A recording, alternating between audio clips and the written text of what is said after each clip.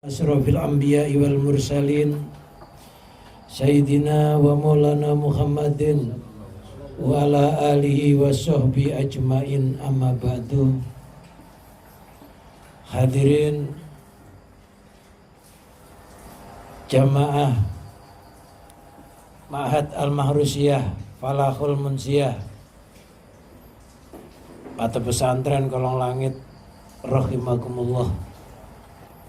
Pertama-tama marilah kita panjatkan puji syukur kehadirat Allah atas limpahan rahmat, taufik dan hidayahnya, sehingga kita bersama bisa bermuajahah di pesantren ini yang dikelola oleh guru kita bersama, yaitu Al-Ustadz Ahmad Mustafa Warkah.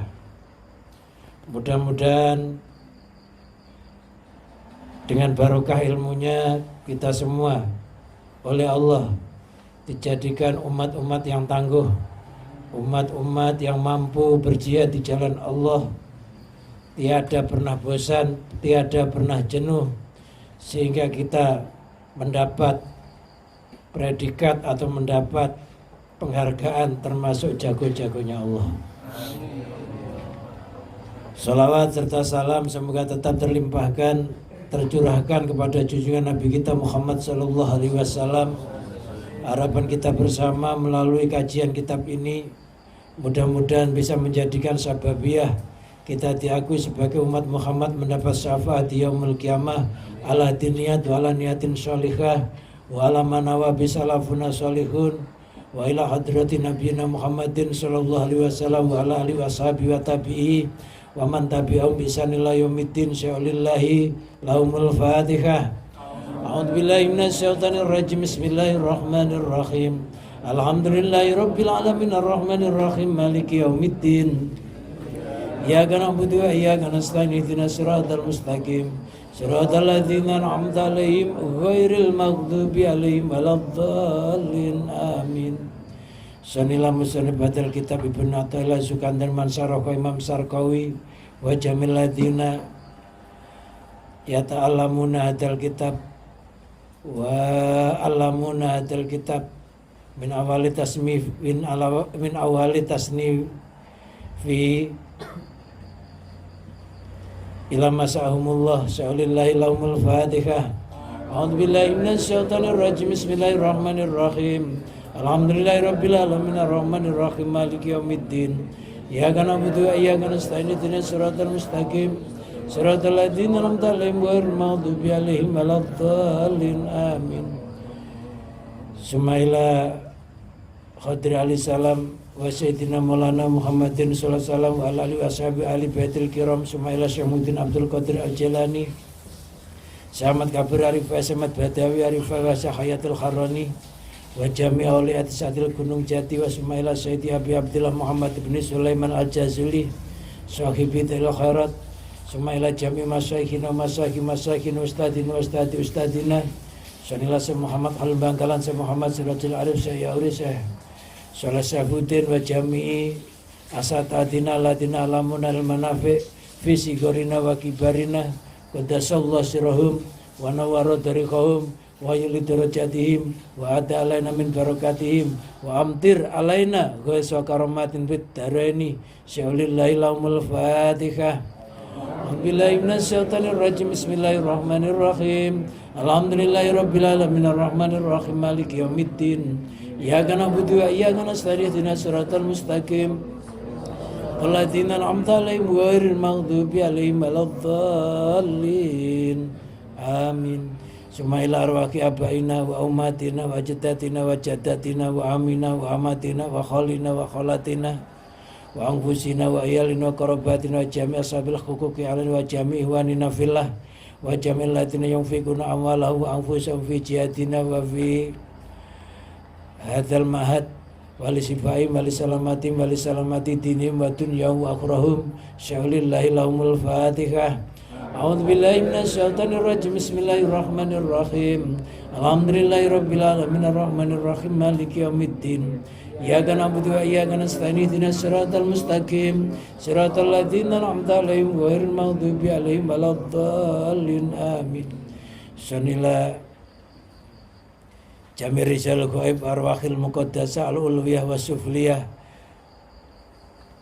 Aghizuna bi khawsatin wandur ilaina binadratin summa ila ruqaba wa nuqaba wa nujaba abdal autat wa ghaus wa kutub Aghizuna bi khawsatin wandur ilaina binadratin wahdur ila makumina hadha liqati jami'i khawaijana wa liqati jami'i khawaijina wa khawaij talami Tina husan manis tama fi hadal majlis bihaqi nabiyina Muhammadin sallallahu alaihi wasallam sallallahu lahumul fatihah. A'udzu billahi minasy syaithanir rajim. Bismillahirrahmanirrahim. Alhamdulillahi rabbil alamin arrahmanir rahim maliki yaumiddin. Iyyaka na'budu wa iyyaka nasta'in ihdinas siratal mustaqim. Siratal ladzina an'amta 'alaihim ghairil maghdubi 'alaihim waladdallin amin. Astaghfirullahal azim.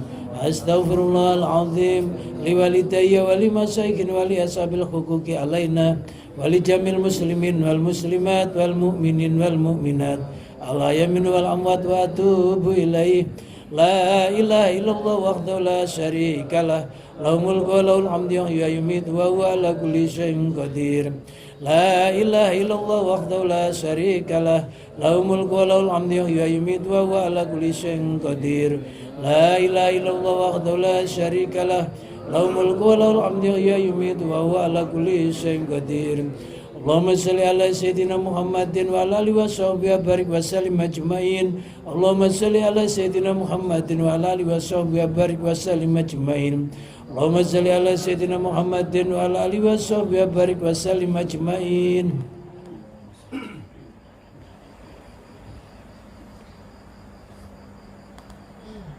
Bismillahirrahmanirrahim. Qala al-musannifu rahimahullah wa nafa'ana Allah bihi wa bi ulumihi wa amatana bi barakati fit daraini amin. Ukhruj min awsafi basariyatika. Ukhruj min awsafi basariyatika wa an kulli wasfin munakidin li ubudiyatika litakuna linida'il haqqi mujiban wa min hadratihi qariban. Ukhruj, keluarlah min awsafi basariyatika dari beberapa sifat manusiawimu wan kulli wasfin dan dari tiap-tiap sifat munakidin yang bertentangan liubudiyatika bagi kehambaanmu litakuna supaya ada siapa engkau linidail haqi kepada panggilan Allah itu mujiban orang yang menjawabi atau mengabulkan wa min hadrati dan dari sisi Allah itu qariban orang yang dekat. Qariban khobar dari kana yang kedua. Khobar yang lebih dari satu dinamakan khobar ta'addud. Khobar ta'addud. Ukhruj, keluarlah biriyadati dengan riyadah.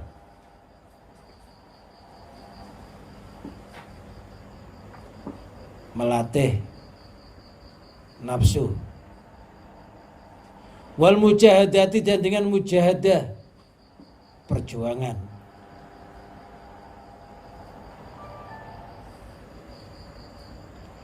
min ausofi basariyatika dari beberapa sifat manusiawimu al-madmumati bukan al-mumati tapi al-madmumati yang tercelah temanya diganti fathah.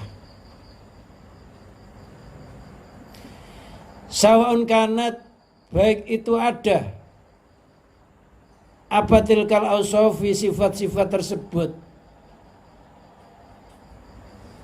itu dhahiratan, dhahir. Wahya bermula ausofu dhahirah, itu al-qaimatu, sifat yang berdiri, bil jawarihi, dengan beberapa anggota badan. Kahibatin, seperti ghibah, menggunjing.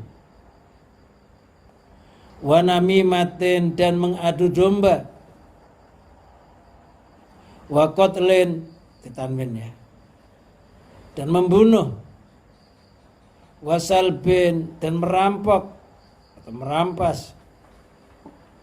Batinatan, atau sifat batin. Wahya bermula batinah, itu al-qaimatu, sifat yang berdiri, bil qalbi, di hati. Kakibrin, seperti sombong. Wa ujubin, dan bangga. Wariyain, dan pamer. Wa sum'atin, dan pengen didengar. Wa hikdin, dan dendam. Wa hasadin, dan dengki. Wa hubijain, cinta pangkat. Wa malin, dan harta. Ila ghairi dzalik, kepada yang lainnya al-madkur, pada lainnya al-madkur. Kalau disingkat ila ghairi dzalik, dan lain sebagainya. Wala makana, dan ketika ada apa soful basariyati, sifat manusiawi, itu samilatan, mencakup lil ausofi, kepada beberapa sifat al-mahmudati, yang terpuji. Itu samilatun, yang mencakup lil ausofi, kepada beberapa sifat al-mahmudati, yang terpuji, kataati, seperti taat, wal imani, dan iman.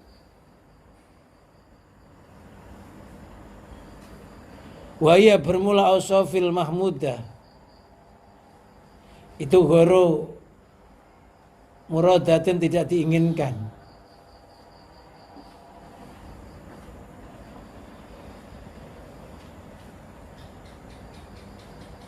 Abdallah, maka mengganti, jawabnya lama karena minda dari ausoful basariyah ilah. Abdallah, maka mengganti siapa musonif minha dari ausoful basariyah, kaulahu, akan ucapan musonif, an kulli wasfin, dari tiap-tiap sifat, munakidin, yang bertentangan, liubudiyatika, kepada kehambaanmu, litakuna, supaya ada siapa engkau, linidail haki, kepada panggilan Allah, itu mujiban, orang yang mengabulkan. Li'annaka, karena sesungguhnya engkau itu idza kharajta, ketika keluar siapa engkau, antilkal ausofi, dari beberapa sifat al-madhmumati, yang tercela, itasofta, maka mempunyai sifat siapa engkau,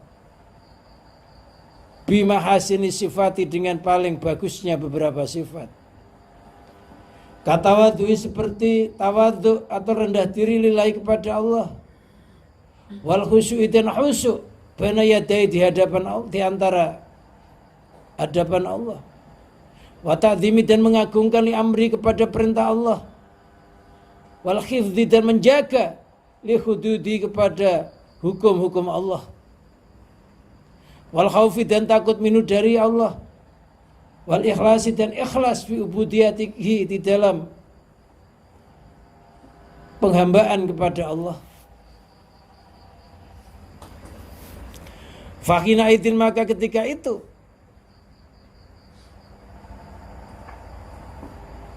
itasofta bimahasini sifat, isinya khina itu. Ya, fakhina idin, maka ketika artinya itasofta bimahasini sifat, Kata nyimpan jumlah. Khina sama id. Itu tanwinnya namanya tanwin iwat anil jumlah. Idzin itu tanwin iwat anil jumlah. Yunadi maka memanggil-manggil.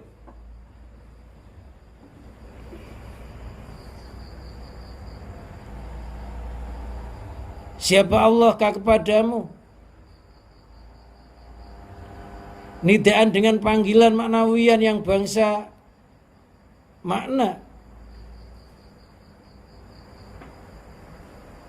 Bismil abdi dengan nama hamba. Fayaqulu maka berkata siapa Allah laka kepadamu ya abdi, wahai hambaku. Fatujibu maka menjawabi siapa engkau akan panggilan atau akan Allah, akan nida. Bikaulika dengan ucapanmu labbaik, ku penuhi panggilanmu ya Rabbi.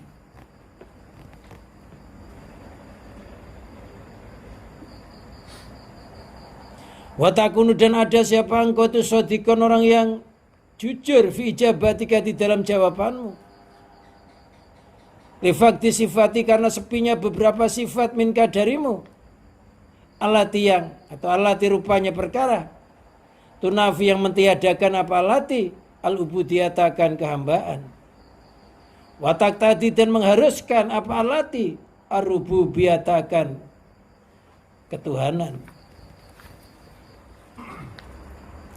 Watakunu dan ada siapa engkau aidon lagi min hadrati dari sisi Allah. Itu qoriban orang yang dekat. Fatu maka dijaga siapa engkau minal auzari dari beberapa dosa. Wataya saru dan mudah laka bagimu apalah malu beberapa amal. Panjang ini ya. Wataladatu dan merasa lezat siapa engkau biar dengannya amal.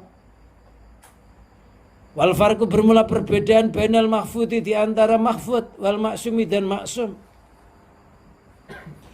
Anal maksumah sesungguhnya orang yang maksum itulah yulimmu tidak melakukan siapa maksum bidzambin dengan dosa albitata dengan pasti. Albatata dengan pasti, ada yang baca albitata. Wal mahfudhu adapun mahfud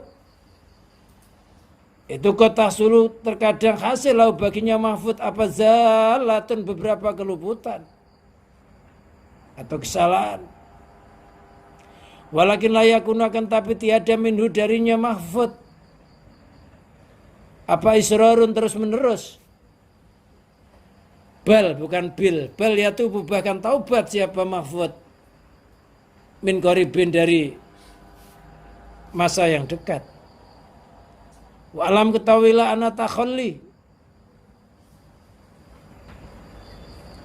Sesungguhnya menyepikan anir roda ini dari beberapa akhlak yang buruk. Wa takhalli dan menghiasi bil fadaili dengan beberapa amal.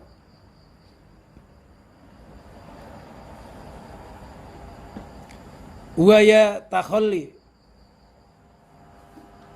itu hakikatus suluki, hakikatnya suluk indahum menurut mereka orang-orang ahli tasawuf. Walayati kemudian tidak sempurna apa dalika yang demikian itu hakikatus suluk ilaliman kecuali bagi orang wafaqahu yang telah menolong wa akan man siapa Allah lima arifati nafsi untuk mengenal dirinya man wama dan sesuatu rokibat yang mengendari apa nafsu alai atasnya ma min madhamis sifati dari beberapa tercelanya sifat.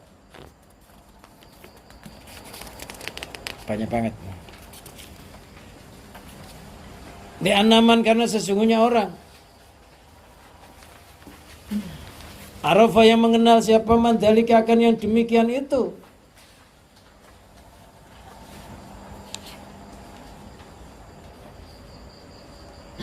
madhamis sifat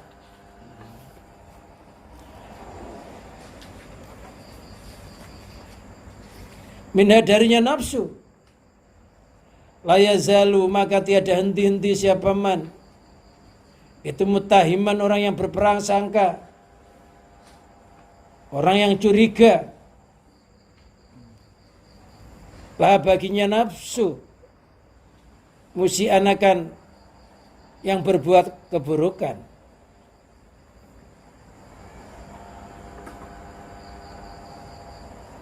Dona menyangka siapa manhu akan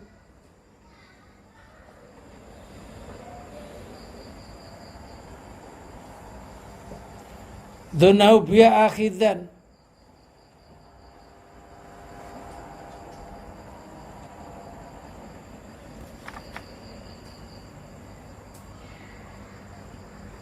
dona menyangka siapa manhu akan marokibat itu biar dengannya nafsu.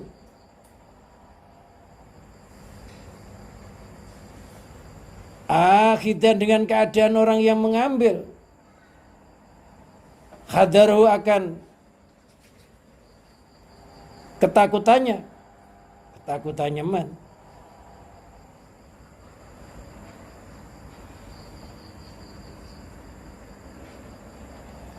Minhu darinya marokibat.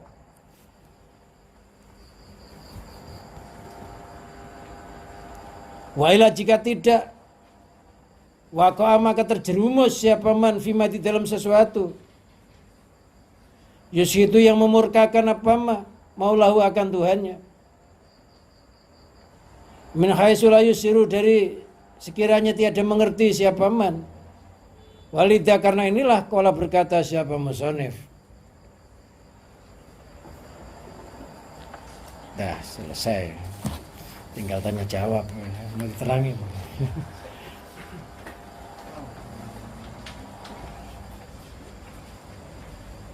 Ukhruj, keluarlah,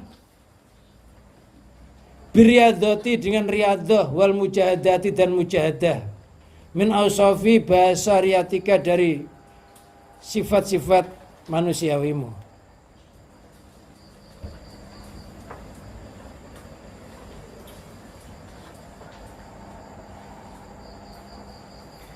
Jadi untuk mencapai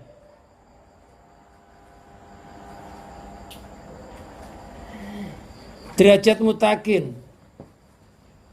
ke derajat solihin, solihin ke derajat arifin, tiap-tiap tahapan tersebut pada awal mulanya orang tersebut harus bisa keluar dari sifat-sifat manusiawinya.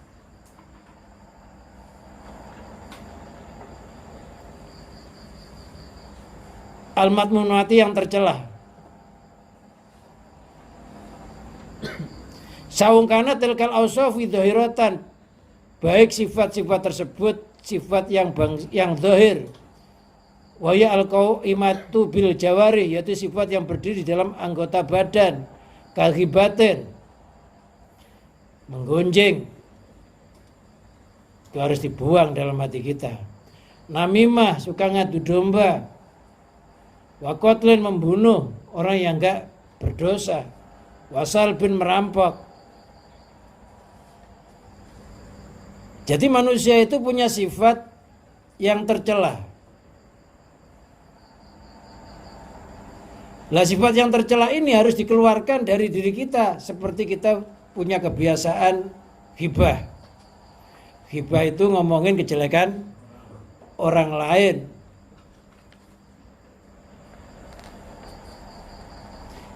Yang mana ketika orang lain itu diomong kejelekannya, kalau dia itu dengar, maka dia nggak ridho, nggak rela. Timnya ghibah itu orangnya nggak ada. Jadi kalau ngomongin kejelekan orang, orangnya nggak ada, namanya ghibah.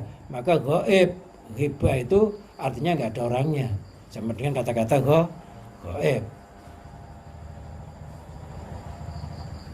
Termasuk ghibah, Rasulullah Shallallahu Alaihi Wasallam pernah ada seorang wanita yang bertamu. Sosoknya wanita itu cebol, ngerti cebol? Ya pendek.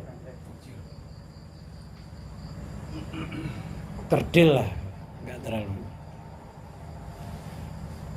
Maka ketika wanita itu keluar dari rumah Rasulullah, maka Aisyah istri Nabi mengatakan alangkah pendeknya wanita itu.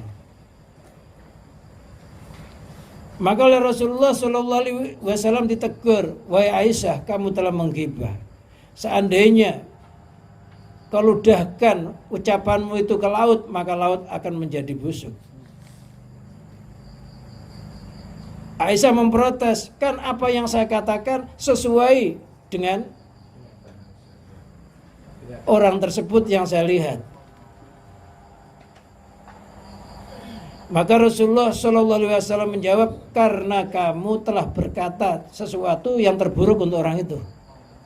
Seandainya orang itu dengar, pasti orang itu marah.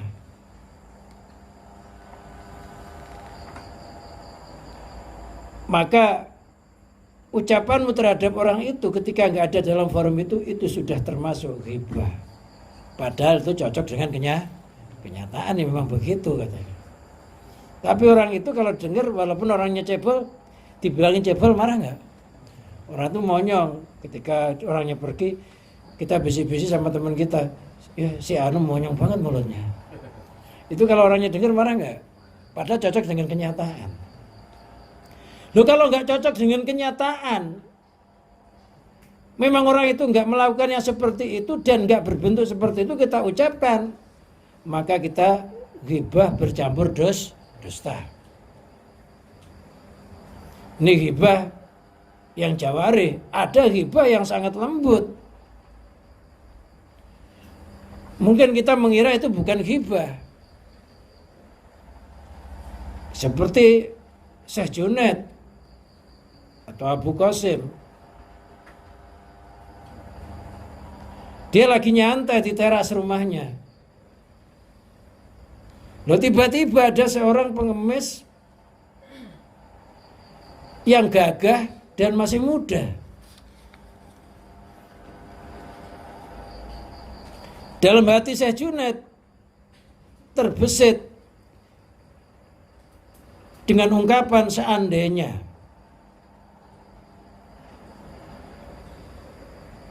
pengemis itu yang masih muda, masih gagah, mau bekerja keras, pasti tidak akan dia menjadi pengemis.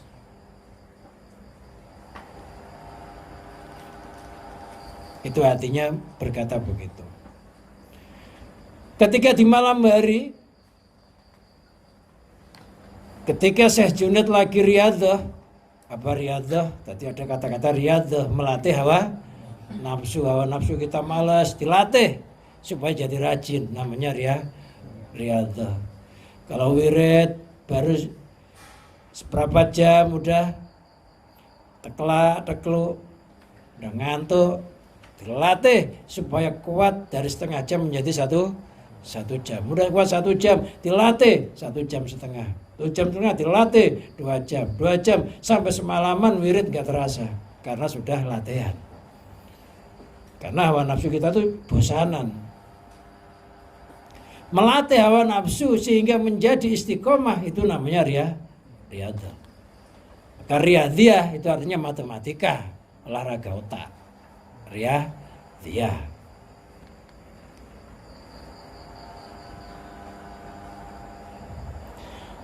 Wal mujahadah, dilatih dengan mujahadah. Apa mujahadah? Mujahadah itu berjuang, artinya bekerja keras sekuat tenaga untuk mewujudkan tercapainya sesuatu, namanya mujahadah. Mencurahkan seluruh tenaga dan pikiran untuk terwujudnya sesuatu, namanya mujahadah. Allah menjamin terhadap orang-orang yang ahli mujahadah ini dengan firman-Nya, walladzina jahadu fina lanahdiyanahum subulana. Walladzina jahadu fina, orang-orang yang berjihad, berjuang di jalan kami, lanahdiyanahum subulana, sungguh kami akan memberikan petunjuk terhadap orang tersebut jalan-jalan kami. Keseriusan kita, perjuangan kita, mantepnya hati kita, kuatnya tekad kita, ini akan membuka jalan-jalan menuju kepada kebenaran. Kita lanjutkan. Ketika Syekh Junaid Riyadhah berwirid dan berzikir, maka di malam itu hatinya nggak bisa khusyuk. Syekh Junaid itu kalau malam itu diterangkan wiridnya itu melakukan sholat sunnah 400 rakaat malamnya. Kita berapa rakaat? Ya tadi Fatihah Lisa aja sudah tikorting berapa. Ngaji masih ngantuk ya. Itu ngaku wali. Wali-wali daya.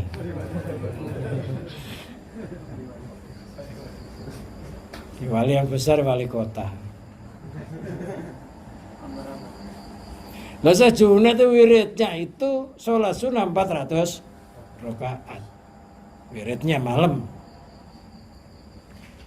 Itu wirid sholatnya, belum wirid zikirnya. Kalau siang puasa tahun, tiap hari puasa, dia enggak membatalkan puasanya kecuali kalau ada tamu. Jadi kalau ada tamu, dia menjamu tamunya, dia enggak puasa. Katanya ditanyai kenapa kalau ada tamu menjamu enggak puasa? Karena memuliakan tamu, saya menjamu dan ikut menyenangkan hati tamu itu lebih besar pahalanya daripada sholat puasa sunnah yang saya lakukan, kecuali menjamu tamu. Tapi kalau kita pengen puasa yang kayak begitu itu ya jangan berharap mudah-mudahan ada tamu. Kalau nggak ada tamu, tamunya mau pulang nggak boleh. Jangan pulang, dia pulang, kamu beli lagi nasi padang. Jangan pulang, bakso.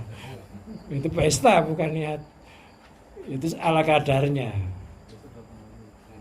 Itu Syekh Junaid. Belum wirainya Syekh Junaid, maka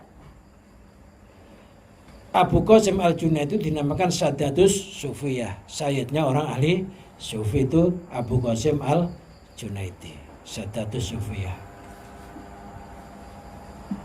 Gak hanya ahli tasawuf, ahli syariat, ahli thariqah, ahli hakikat, nyamudra keilmuannya.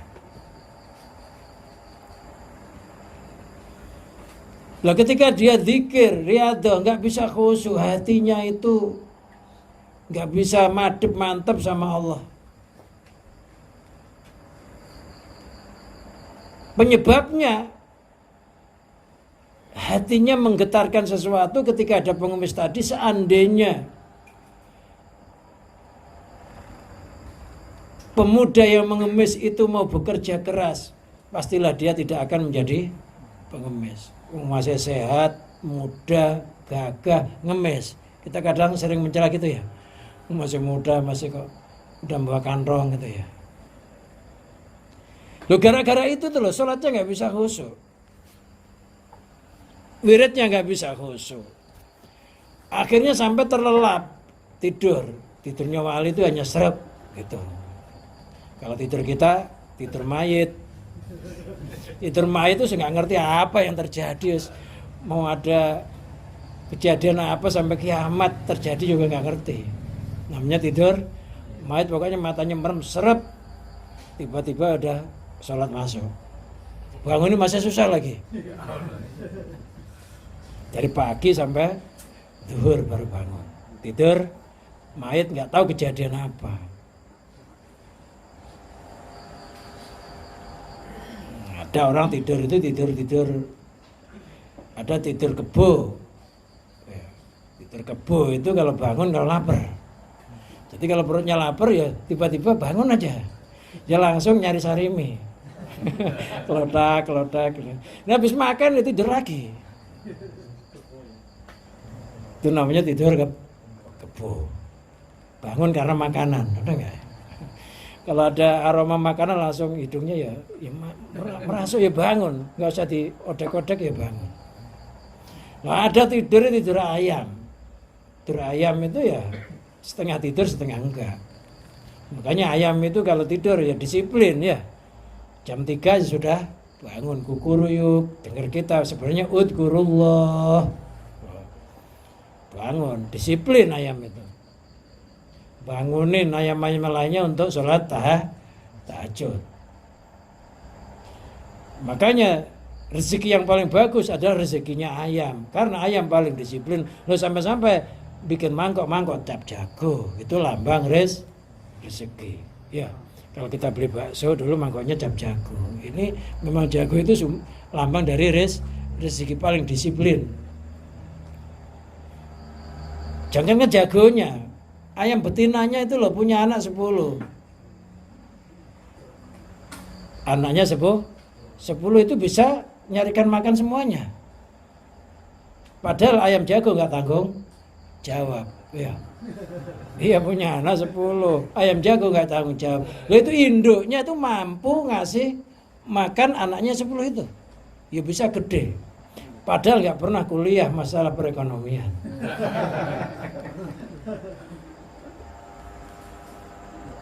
Loh kadang-kala manusia itu kalah. Dia punya anak 1. Ya. Suaminya masih tanggung jawab. Itu kadang-kala istrinya sudah mengeluh. Ya. Kalah sama ayam yang anaknya 10, ayam jago nggak tanggung jawab. Makanya jago. Tidur ayam itu ya nggak beneran gitu. Ya geliar gitu aja terus langsung bangun lagi. Kalau tidur langsung lep, bangun-bangun sudah nggak, tiba-tiba udah terus nggak ngerti apa-apa, itu tidur mayat. Karena makanan tidur kebo. Ya, kalau ayam itu tidur hanya, makanya tidur ayam. Tidur ayam itu berarti hanya sebentar. Tidur ayam orangnya tidur yang tidak melupakan suatu kewajiban. Waktunya belajar ya tiba-tiba bangun.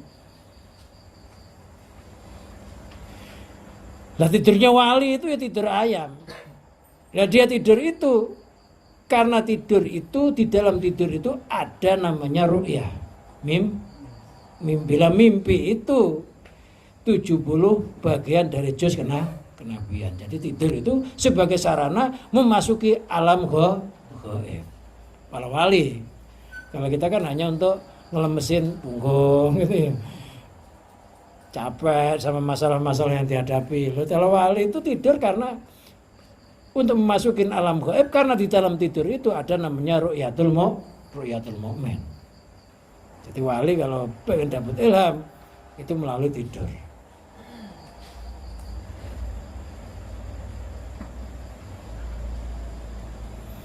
Akhirnya dia bermimpi ketemu dengan pemuda yang di siang hari tadi di dalam hatinya dia celah. Apa kata pemuda itu? Wahai Abu Qasim, ini saya bawa nampan. Di dalam nampan ini sudah penuh daging manusia. Ini daging yang siang tadi kamu telah menggibahku. Makan daging mentah ini, karena kamu siang tadi telah menggibahku. Betapa kagetnya Abu Qasim langsung bangun. Ternyata yang begitu aja sudah dihitung ghibah. Itu tingkatan waliullah. Hanya ngomong begitu loh udah ghibah. Lah kita kadang-kadang lebih dari itu ya. Tapi enggak mimpi. Ngimpi-ngimpi malah ngimpi junub. Padahal mestinya diingatin sama Allah. Orang itu kalau tingkatan wali gitu udah diingetin melalui impian. Loh Nabi loh. Nabi itu ada orang buta datang. Nabi itu nggak peduli karena ada tokoh Quraisy yang diharapkan bisa masuk Islam. Nabi itu nggak nengok. Itu udah ditegur oleh Allah. Abasa watawala, bahasa cemberut, watawala berpaling. Lo hanya nggak memperhatikan itu aja. Allah sudah negur dengan turun ayat abasa watawala.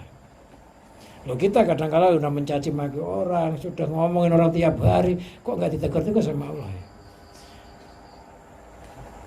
Karena sudah terlalu tebal, sehingga nasihat-nasihat, teguran-teguran dari Allah itu tidak bisa tersentuh di dalam hati kita, karena sudah tebalnya hijabnya ghibah itu, tebalnya dosa, itu sampai nggak bisa mencium teguran-teguran dari Allah. Sebagaimana seorang yang kerja di tukang nguras tai, nguras tinja, itu dia nggak mencium aroma tinja itu. Dia sambil rokok-rokok ya enak aja, makan ya enak gitu. Padahal ya pelepotan. Tapi bagi orang yang nggak pernah ke situ, baru jauh sudah, jangankan kita sambil rokok, kita deket aja udah pengen muntah. Kenapa? Ya karena kita memang nggak terbiasa. Tapi bagi mereka yang sudah kebal, baunya tinja itu sudah hilang. Sebenarnya bau nggak? Ya bau karena sudah kebal. Ya kayak begitu itu. Bagi orang yang memang nggak pernah membau itu, baru dari jauh sudah terasa. Bagi orang yang nggak ahli ghibah, baru terdetik kayak begitu sudah merasa dirinya menghibah, diingatkan oleh Allah. Akhirnya Syekh Junaid langsung bertobat, di pagi hari dicari pemuda itu. Akhirnya ketemu. Apa kata pemuda itu? Hai Syekh Junaid, apa kamu masih mau berprasangka buruk lagi kepadaku? Ternyata pemuda itu juga seorang wali yang diutus menguji wali juga. Wahai Syekh Junaid, katanya, kamu telah menentang terhadap apa yang ditentukan oleh Allah kepadaku. Apakah kalau saya ini bekerja keras dan tidak menjadi pengemis, apakah itu lebih baik menurut Allah? Mungkin menurut kamu itu baik, tapi menurut Allah, kalau saya nggak mengemis, sampai saya itu bekerja keras, bisa jadi saya itu menurut Allah itu buruk. Jadi yang terbaik menurut Allah, ya saya begini ini. Dengan begini ini, saya ditemukan kamu, ternyata kamu nggak waspada penglihatan hatimu. Ternyata kamu telah mengatur sesuatu yang sudah diatur oleh Allah. Telah menetapkan sesuatu yang telah ditetapkan untukku dan ditetapkan untukmu. Ternyata dia memang sudah mengambil garis hidup saya itu begitu. Kok kamu merubah? Apakah kalau dirubah mesti lebih baik? Oh, yang menetapkan Allah. Nah, ternyata gitu aja sudah ditegur. Ternyata Pak, pemudanya pengemis ya seorang waliullah juga, ngomongnya lebih pintar lagi. Jadi jangan sampai kita, wah sebaiknya begitu. Berarti kita ngomong sebaiknya orang itu begitu, berarti Allah itu kurang baik menjadikan orang itu. Menentang nggak? Ya sih, memang derajat orang itu udah begitu, yang terbaik menurut Allah gitu aja. Nggak usah, wah masih muda-muda kok udah ngemis. Nggak perlu. Jadi kita bersyukur pengemisnya bukan kita.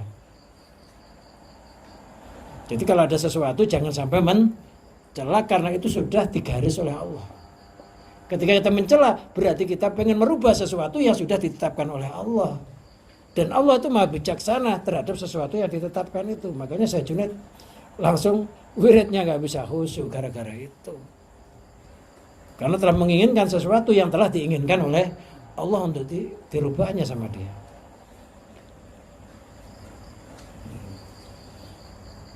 Itu tingkatan wali. Gitu itu udah nggak boleh. Nabi Muhammad ada orang buta yang datang, yang diharapkan Islamnya nggak nengok, disibukkan dengan ngurusi pembesar yang datang aja udah ditegur sama Allah. Dengan turunnya ayat abasa wa tawalla.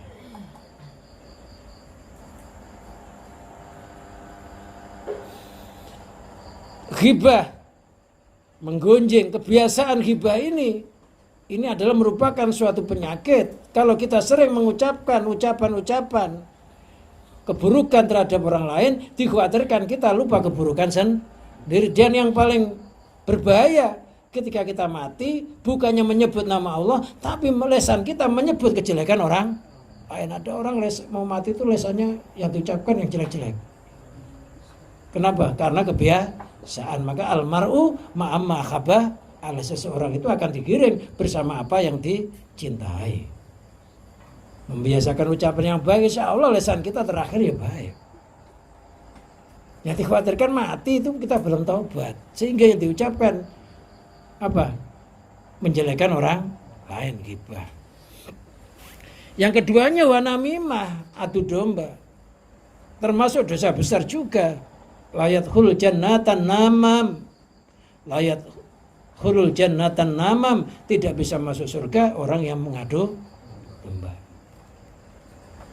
Nah, itu domba itu senang nyari info. Ada orang ngomong begini, disampaikan kepada orang yang diomong itu. Itu namanya namam, namimah pekerjaannya. Ada seorang kiai punya muridnya lagi jalan-jalan. Ketika lagi jalan-jalan ketemu orang itu menjelek-jelekan gurunya, menjelek-jelekan kiainya. Yang namanya murid, dengar kiainya dijelek-jelekan, marah nggak? Marah, dongkol, tapi dia nggak berani. Akhirnya dilaporkan sama kiainya bahwa ada seseorang yang menjelek-jelekan kiainya. Dilaporkan. Kita dilaporin, kata kiai, ya sudah, kamu diam aja, saya ngurusin. Itu ayam yang di belakang kamu tangkap, 3 ekor kamu sembelih semuanya, dimasak yang enak, yang lezat, ya plus nasi. Kalau sudah selesai nanti masukkan di wadah yang rapi. Makanan itu yang bersih daging tolong kasihkan orang yang tadi ngomongin kejelekan saya. Kira-kira ada nggak? Ada orang ngomongin kejelekan kita, dilaporin, kita marah apa enggak? Nah, kalau tingkatan wali nggak marah, malah motong ayam, dimasak yang enak, malah dihadiahkan, dihantar-hantarin. Loh, si santri jengkel. Loh, itu sudah jelek-jelekin kiai kok malah dikasih makanan, kok enak amat. Boleh dikasihkan saya aja. Apa kata kiainya? Orang itu telah bersedekah pahala terhadapku. Ketika saya diomong kejelekannya, itu katanya kebaikan dia telah dikasihkan kepadaku. Semakin lama dia ngomongin kejelekanku, kebaikan dia telah dikasihkan kepadaku. Kalau sampai dia nggak punya amal baik, dosa saya dia pikul. Bukankah saya nggak terima kasih terhadap orang itu? Ini sebagai ungkapan terima kasih karena dia telah sedekah amal kebaikan. Kalau kita ya nggak sampai begitu ya.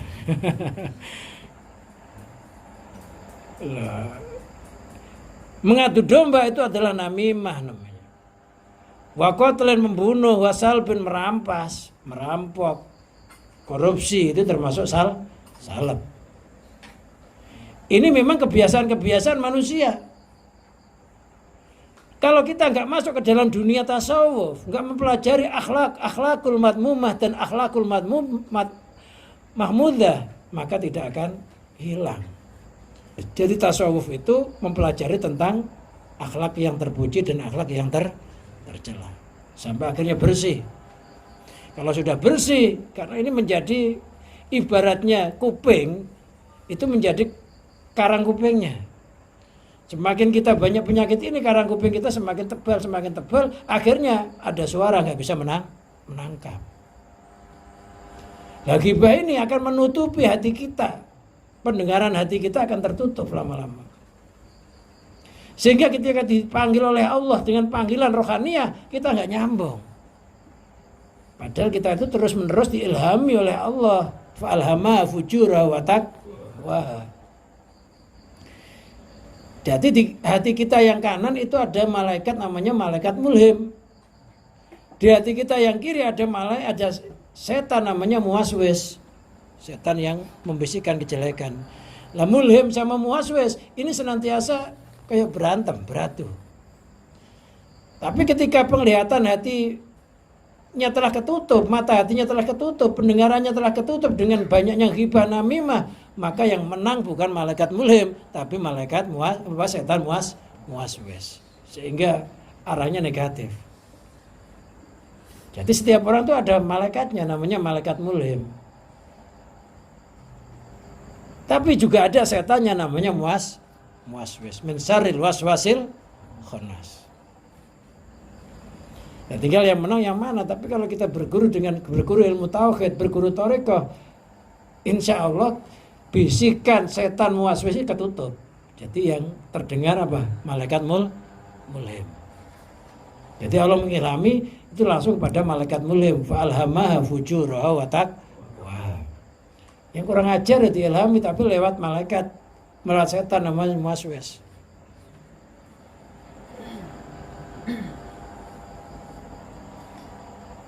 Wahia al-qaimatu bil qalbi. Batinatan atau ada sifat yang batin yang berdiri di hati kaki brain seperti sifat sombong. Kita ghibah ya enggak, namimah enggak, membunuh enggak, ngerampok enggak, korupsi enggak. Tapi hatinya ketika sudah banyak ibadahnya, banyak zikirnya, banyak wiridnya, banyak gurunya, banyak kitabnya, timbul rasa sombong. Kayaknya Ustadz kamu sini kalau bukan saya nggak ada lagi. Pokoknya kalau tahlil nggak undang saya, maulidan nggak undang saya, oh tak shot jadi dot, melungker semuanya. Kibrun akhirnya.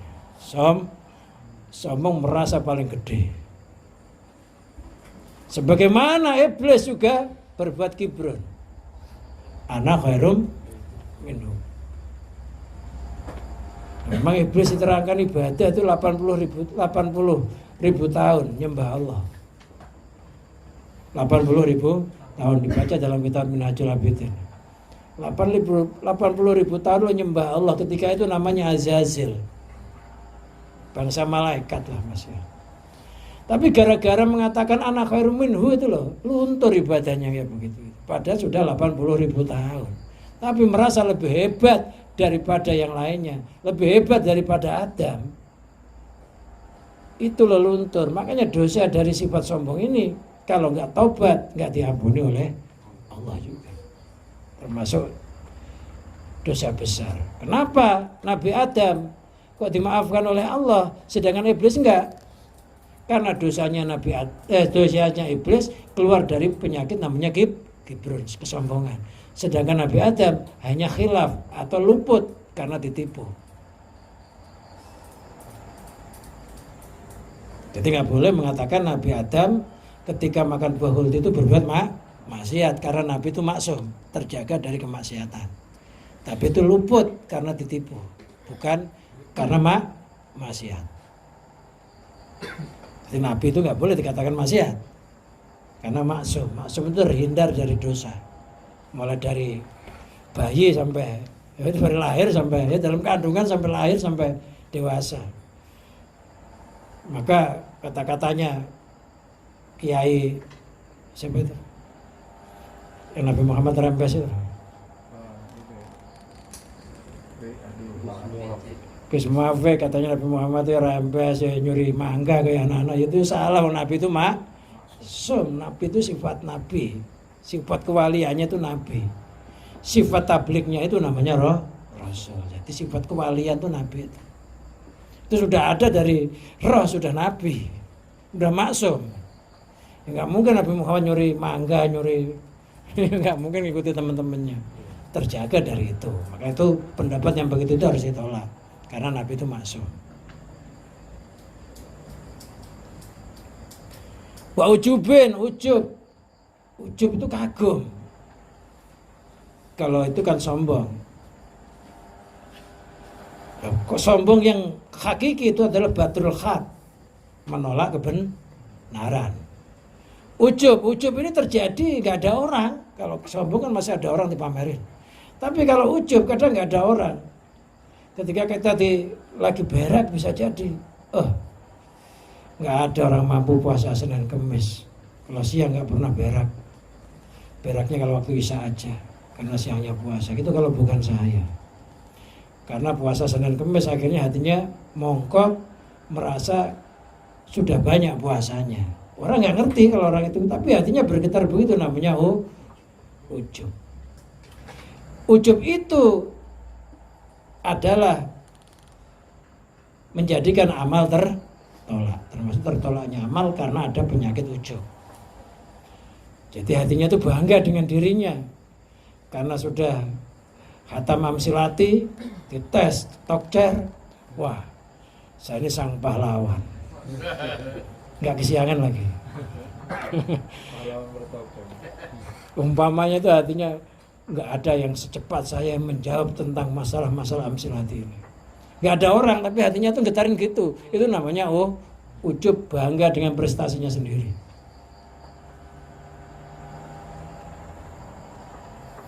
Ada riya, dari kata-kata ro'atnya riya itu amal pengen dilihat orang. Kalau dilihat orang action, kalau nggak ada orang biasa-biasa aja. Sum'ah, amal pengen didengar-dengar. Sedekah, infak, kalau nggak di speaker, orang nggak dengar, nggak mantap. Ya. Itu sum'atun. Sum'atun sebenarnya. Sum'atun ya. Di sini sam'utin ya. Itu terkenal bahasa sum'atin. Amal pengen didengar orang. Kalau nggak diumumkan itu nggak mantap rasanya. Si A telah menyumbang masjid sebanyak 50.000. Ada juga yang nggak mau diumumkan begitu, namanya nggak mau disebut, bilang aja nanti dari hamba Allah. Jadi dia ngomong hamba Allah, apakah Allah sudah mengaku kalau dia itu hambanya? Ya kan belum tentu. Kehambaannya kadang-kadang belum, masih dipertanyakan karena masih bangkang. Namanya hamba Allah itu orang yang sudah tunduk kepada Allah dalam seluruh perintah dan ketaatannya, pencegahannya. Maka Nabi Muhammad itu hamba Allah. Maka dalam surat Al-Isra, subhanallah di asra bi abdi. Hamba Allah itu ya semuanya yang dilakukan ya pilihannya Allah, ya perintah Allah. Sedangkan kita kadang-kadang milih-milih sendiri ya. Hati kita masih balik lah bagaimana kita hamba Allah.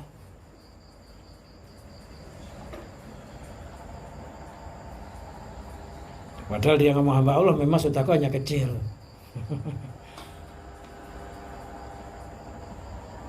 Wakhidin, dendam. Dendam itu ya penyakit.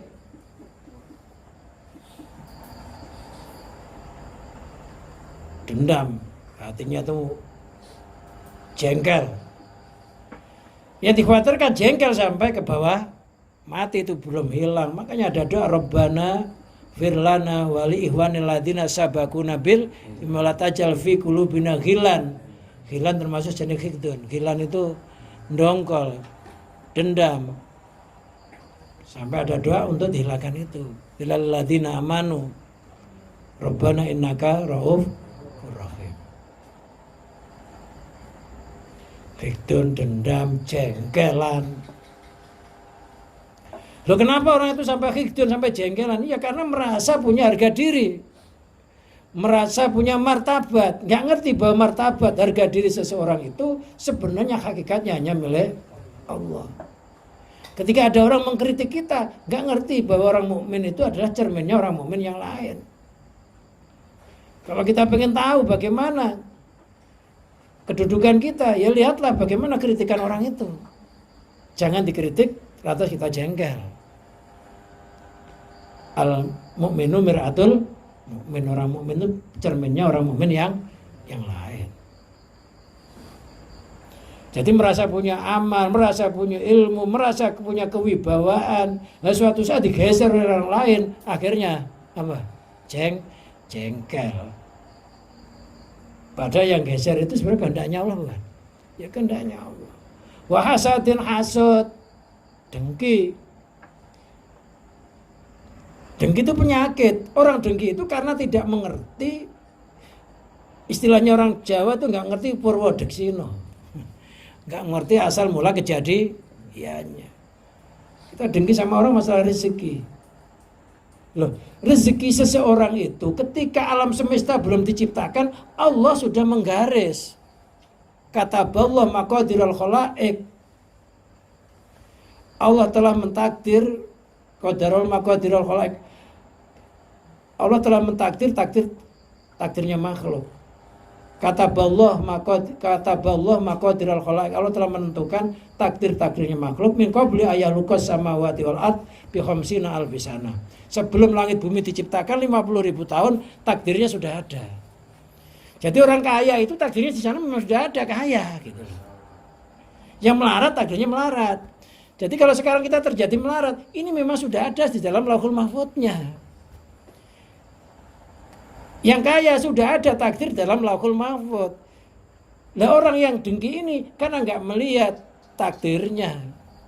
Memang dia bukan bagiannya. Kenapa kita nggak terima? Ketika kita melihat bahwa rezeki seseorang itu sudah tertulis sebelum langit bumi diciptakan, pasti kita akan terima. Oh iya, kenapa rezeki saya kecil? Oh berarti dulu takdirnya di Lauhul Mahfud memang kecil. Yang gede itu memang Allah dulu nulisnya gede. Nah Allah itu kalau bagi pasti adil. Nggak mungkin kalau saya rezekinya kecil itu bukan keadilannya Allah. Jadi apa yang kita miliki sekarang ini itu sudah ada garisnya sebelum langit bumi diciptakan, garisnya itu sudah ada. Nah, kalau itu sudah ditentukan oleh Allah sebelum manusia itu diciptakan, loh kenapa kita iri?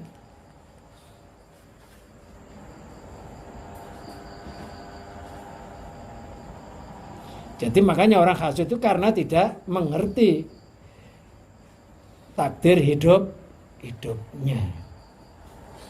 Mestinya seneng-seneng aja, memang itu jatahnya dia dan itu sudah ditulis oleh Allah sebelum kita masih berupa roh, sudah dicatat, kok masih nggak terima.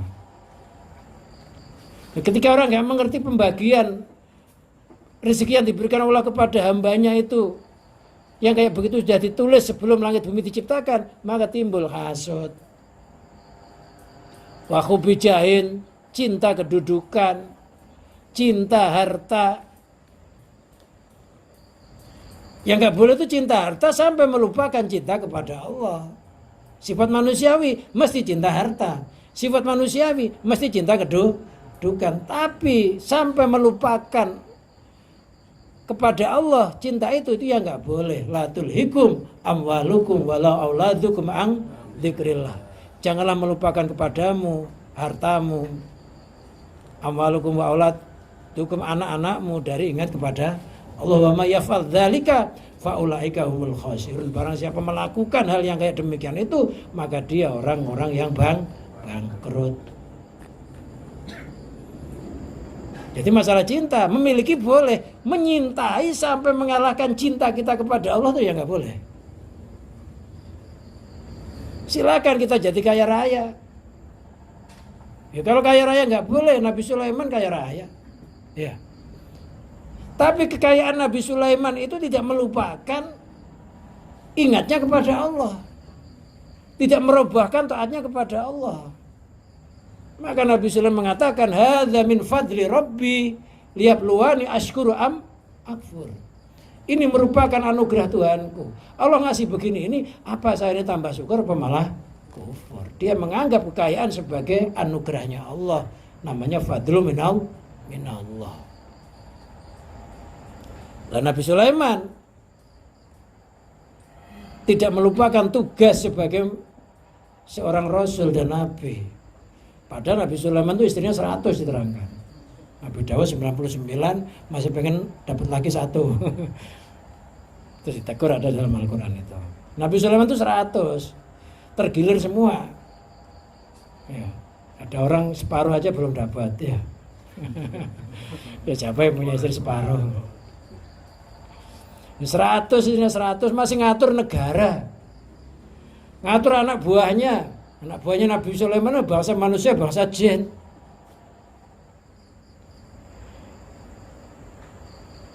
Kekuasaannya kayak begitu itu tidak melupakan tugasnya Nabi Sulaiman sebagai seorang rasul, ya sebagai seorang nabi. Yang nggak boleh itu orang kaya raya tapi lupa kepada tugas sebagai hamba. Nggak apa-apa punya mobil, ya silakan punya rumah bagus, ya nggak apa-apa.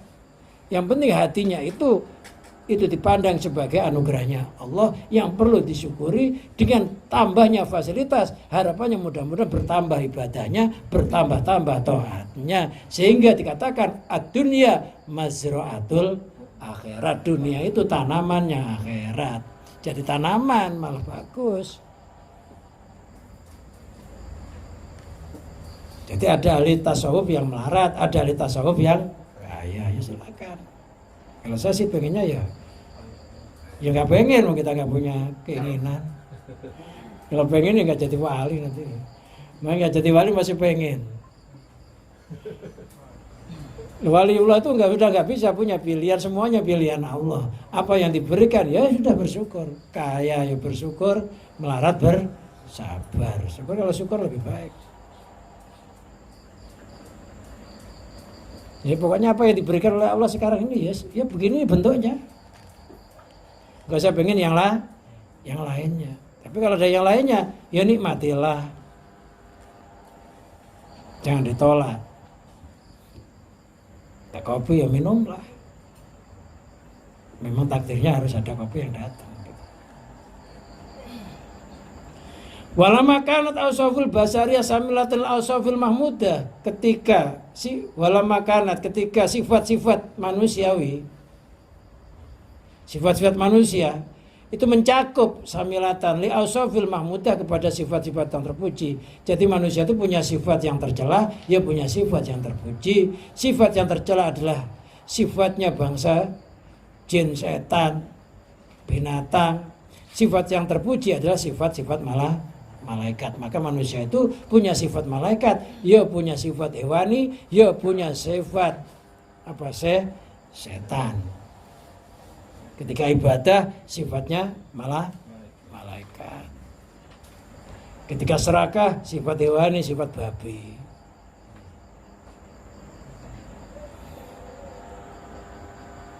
Ketika menyesatkan itu sifat setan.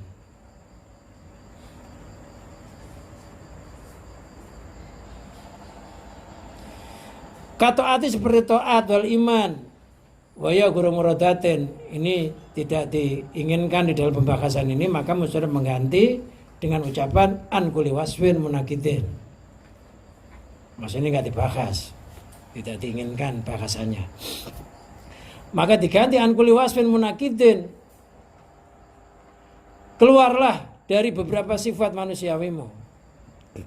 An kulli wasfin munakidin, dari tiap-tiap sifat yang bertentangan liubudiyatika kepada kehambaanmu. Jadi yang dibahas sifat basyariyah yang madmumah. Iya, yang mahmudah, yang madmumah. Litakuna linada'il hakim mujiban, supaya kamu bisa memenuhi panggilan Allah.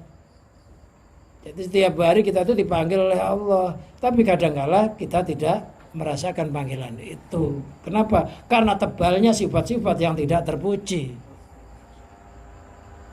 Li'annaka idza kharajta antil kal ausaf, karena ketika engkau bisa keluar dari sifat-sifat yang tercela, kita softa bima hasini sifat, maka kamu akan mempunyai sifat dengan sifat-sifat yang bagus, kayak tawadhu lillah, merasa rendah diri kepada Allah. Rendah diri kepada Allah itu gimana sih? Ya sampai kita ini olehnya merendah diri kepada Allah sampai nggak merasa punya apa.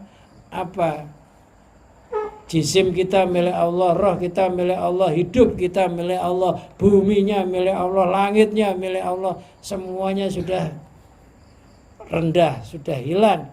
Yang ada hanya ketinggian Allah. Khusyuk itu artinya madep-madepnya hati kepada Allah, hilang selain Allah. Jadi kalau ngaji yang khusyuk gini, udah nggak mikir istrinya di rumah, ya nggak mikir nanti jamuannya apa habis ngaji ya. Jadi semuanya yang ada itu ya sekarang yang dihadapi ya ini, nggak ada pikiran yang pecah yang lainnya, itu namanya khusyuk. Fokus atau dikatakan khusyuk itu hudrul qalbi ilallah, hadranya hati kepada Allah sehingga hilang segala sesuatu selain Allah. Khusyuk itu artinya hatinya nggak nyandar kepada selain Allah, nggak bergantung kepada selain Allah, mengitikadkan ada selain Allah. Wa ta'zim, mengagungkan amri kepada perintah Allah. Mengagungkan artinya kita tidak sampai melakukan kemaksiatan. Wal khifdi, menjaga li hududi kepada hukum-hukum Allah. Wal khaufi minhu, takut kepada Allah. Apa nanti dilanjuti lagi? Kayaknya udah banyak ini nanti ya. Oh, mau 2 kali pertemuan. Iya, monggo preso. Dari wal khaufi minhu ya. Dari sini ya. Jadi intinya seseorang akan mempunyai ketajaman mata hati, ketajaman pendengaran hati ketika orang itu sudah bisa apa? Mensirnakan atau keluar dari sifat-sifat yang tercela. Yang muncul adalah sifat-sifat yang terpuji. Istilahnya nadham ikhlaq ni'alal kauni kay tarahu wa hudda tarfal qalbi an siwahu. Ikhlaq ni'alal kauni, ikhlaq lepaslah ni'alal kauni akan sendal makhluk. Artinya perkara yang hina yang diserupakan sendalnya makhluk. Sendal itu tempat berpijak, tempat diinjak-injak. Kaitarahu supaya kamu bisa melihat Allah. Ikhlaq ni'alal kauni kaitarahu wa huda tarfal qalbi, pejamkanlah mata hatimu ansiwau dari segala sesuatu selain Allah, barulah bisa ma'rifat billah. Jadi jalannya orang bisa ma'rifat billah, mata hatinya bisa hidup, telinga hatinya bisa mendengar, itu adalah menghilangkan sifat-sifat yang tercela, kebiasaan menggibah orang, kebiasaan adu domba, membunuh, merampas, ini yang zahir. Yang batin sifat sombong, sifat ujub, riya, sum'ah, dendam, pendengki, cinta kedudukan, cinta harta, ini semuanya harus disirnakan, barulah apa? Mata hati kita bisa melek, telinga kita, hati kita bisa mendengar, sehingga kita bisa menerima ilham-ilham dari Allah yang namanya ilhamul laduni, ilham yang secara langsung. Jadi tanpa berguru pun dia sudah mendapat petunjuk dari yang namanya guru jati. Wallahu a'lam bishawab. Kayaknya udah banyakan nanti ya. Tapi nanti kalau bisa dikumpulin lagi aja ya. Biar nanti gak lupa bawa. Dikasih nama. Iya, dikasih nama. Jadi nanti dibalikin punyanya sendiri. Baik, alhamdulillah para jamaah yang masih tetap setia dan juga fokus dalam mengikuti kajian-kajian kitab Al-Hikam yang disampaikan oleh Tuan Guru kita Syekhuna Murabbi Rahimah Kiai Haji Ibnu Khattabin. Silakan kepada para jamaah, mungkin ada yang ingin ditanyakan hal-hal yang disampaikan, dipersilakan. Teman-temannya yang di samping kanan kirinya bangunin, dibangunkan. Kita goyang. Ada pertanyaan? Ini pertanyaan pertama dari Bapak Ustadz Saiful Mujab. Yang lain dipersiapkan pertanyaannya. Assalamualaikum warahmatullahi wabarakatuh. Waalaikumsalam warahmatullahi wabarakatuh. Izin bertanya Pak Kiai.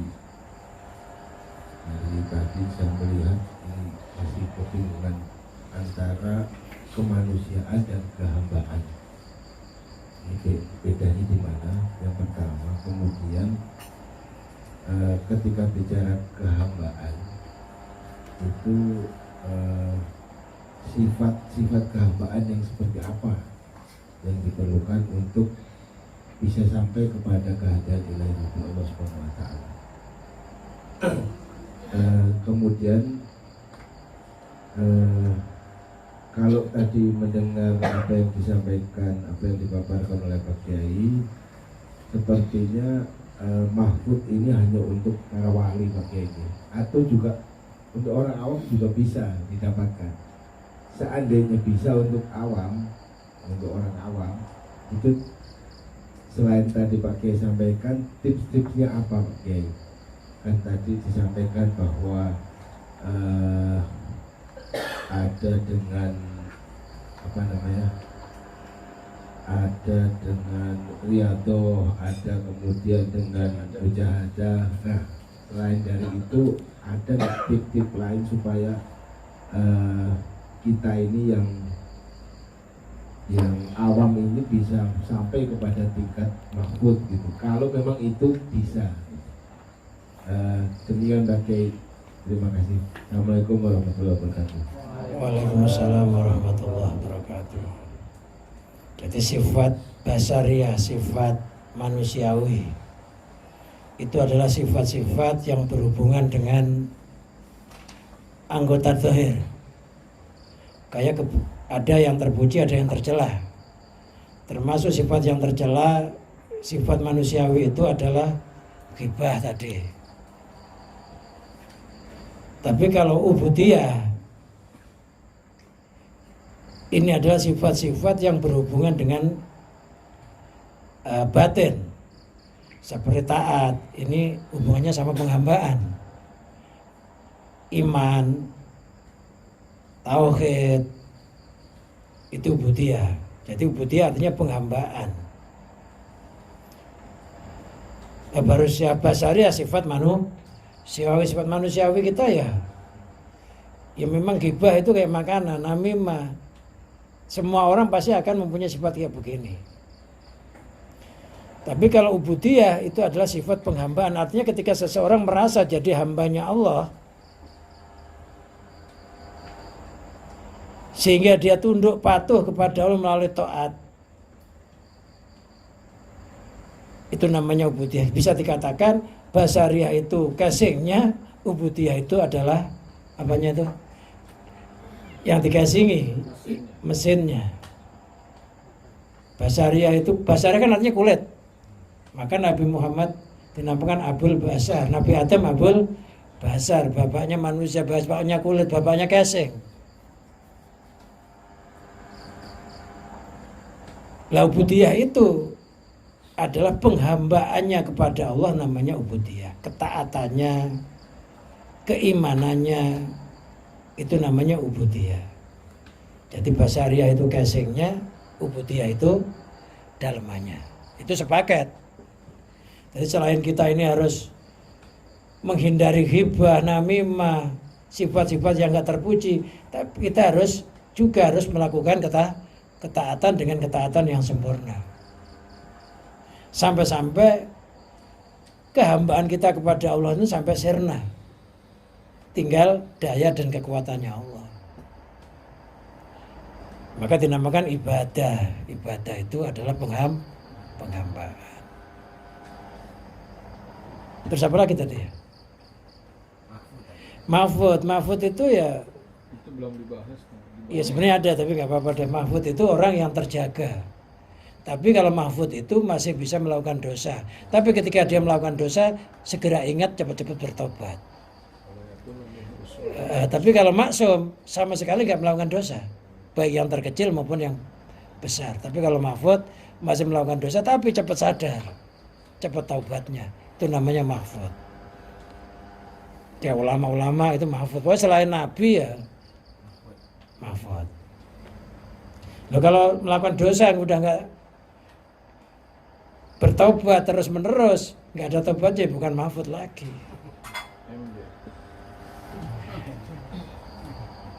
Tadi satunya Marbut namanya. Marbut itu lepas. Artinya mahfud itu nggak hanya cuma waliullah nih, Pak. Ya enggak. Artinya orang awam pun bisa mendapatkan itu. Bisa. Mahfud itu artinya terjaga.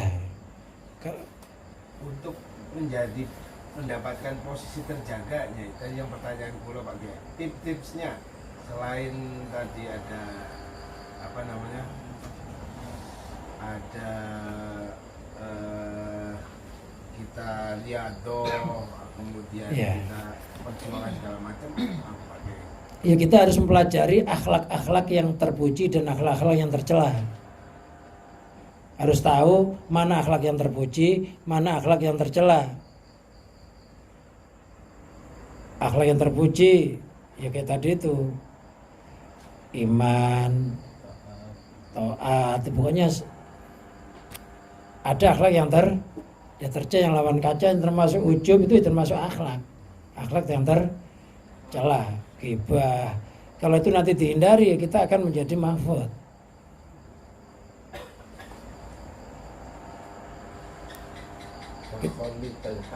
Kita harus mempelajari ilmu namanya. Jadi kalau kan ibadah itu ada ibadah jasmania, jasmania. Jadi kalau syariat itu adalah ibadah yang sifatnya jasmania. Nah, kalau thariqah itu ibadah sifatnya rohaniah. Maka dalam thariqah pasti mengupas tentang akhlak yang terpuji dan yang tercela. Ketika kita nanti bisa mengerti tentang akhlak yang terpuji dan tercela, maka kita akan diberi hadiah oleh Allah jadi orang yang mahfud. Artinya ya tetap harus berguru kita untuk mencapai itu. Kalau nggak berguru ya susah.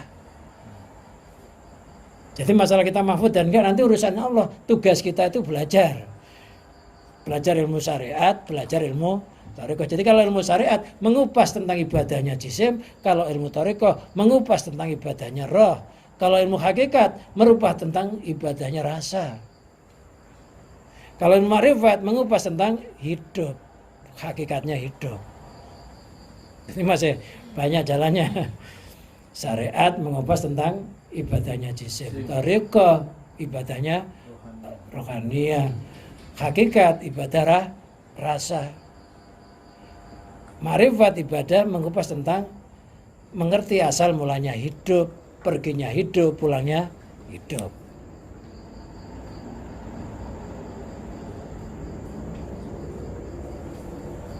Syariat itu kulitnya, thariqah itu tempurungnya, hakikat itu kelapanya, ma'rifat itu santannya. Itu harus kumpul 4 itu. Pacul ya Bu. Iya, pacul. Bapak terus sampai ujung.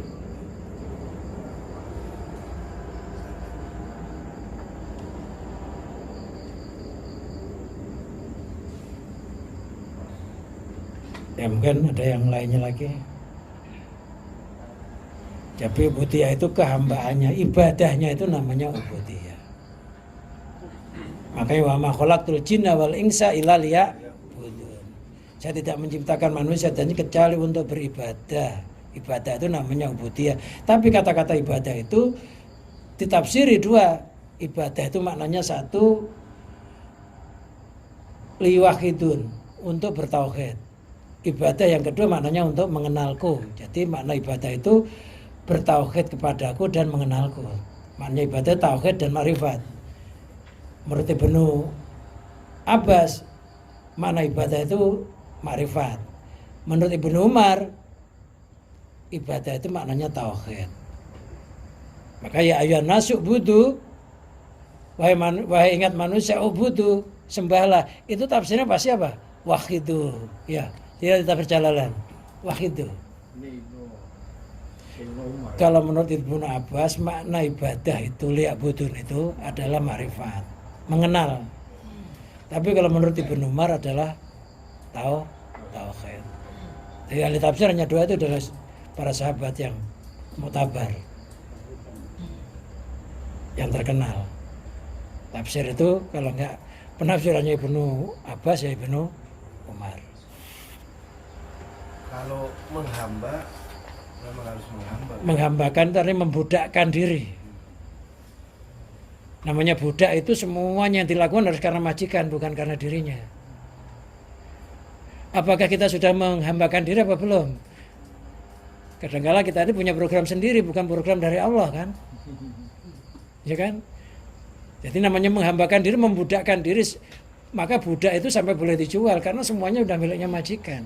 Apa yang dia lakukan itu adalah miliknya majikan. Bahkan ketika kita bernafas, kita harus merasa bahwa nafas kita itu dari majikannya. Ketika kita bergerak harus merasa gerak kita itu dari majikannya. Diam yang mendiamkan majikannya. Sholat yang mensolatkan majikannya.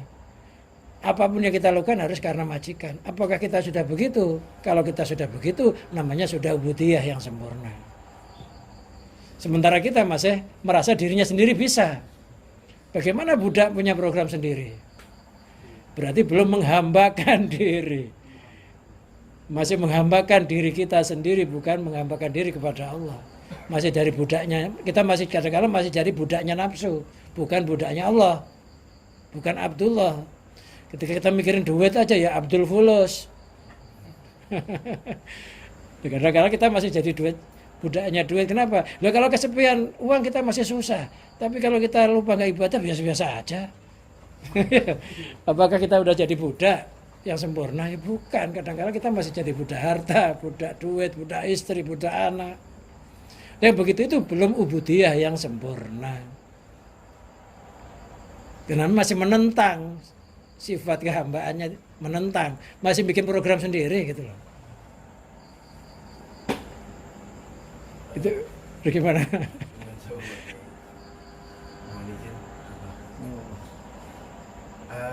Hamba Allah ada yang menyebutnya sebagai abdi gitu Pak Kiai. Nah, ketika bicaranya abdi negara itu sudah melewati batas mboten Pak Kiai. Ya abdi negara budaknya negara. Nah, Termasuk pegawai negeri itu abdi negara. Maka apa yang dia lakukan itu harus untuk kepentingan negara. Dalam negara itu ada rakyat. Barang siapa melakukan sesuatu sebagai abdi negara, menselisih aturannya sebagai abdinya rakyat, maka dia telah keluar dari abdi negara itu. Khianat. Diminta pertanggungan jawab. Pegawai negeri itu abdi negara loh. Jadi pemerintah itu pejabat-pejabat budaknya kita. Kita tuh majikan, jangan sombong, nggak apa-apa. Iya, dia tuh abdi negara. Jadi budaknya negara, abdi rakyat. tapi dalam hal tauhid mboten napa-napa nggih. Ya nggak apa-apa, artinya pejabat itu ditugaskan untuk melayani rakyat, bukan melayani diri sendiri. Barang siapa jadi pejabat tidak melayani rakyatnya, itu nanti hubungannya sama kepemimpinan dan rakyat. Barang siapa ditugaskan melayani diri sendiri, tidak melayani rakyat, maka dia khianat, nanti akan dimintai pertanggungan jawab di mahkamah Allah. Karena ada semuanya begini Pak Kiai, kamu itu hamba Allah, bukan abdi negara. Iya, ya abdi negara karena ngabdi sama negara-negaranya milik siapa? Hah? Negaranya itu milik siapa? Rakyat. Milik rakyat, rakyatnya milik siapa? Ya berarti ngabdi sama Allah pada hakikatnya. Apa ada yang orang yang ngabdi sama Allah? Rakyatnya juga milik Allah. Sama dengan hormat sang merah putih. Kalau yang niatnya dihormati itu benderanya, ya kufur, syirik. Tapi kalau yang diniati hormat sang merah putih adalah kebesaran bangsa. Merah artinya berani, putih artinya kesucian.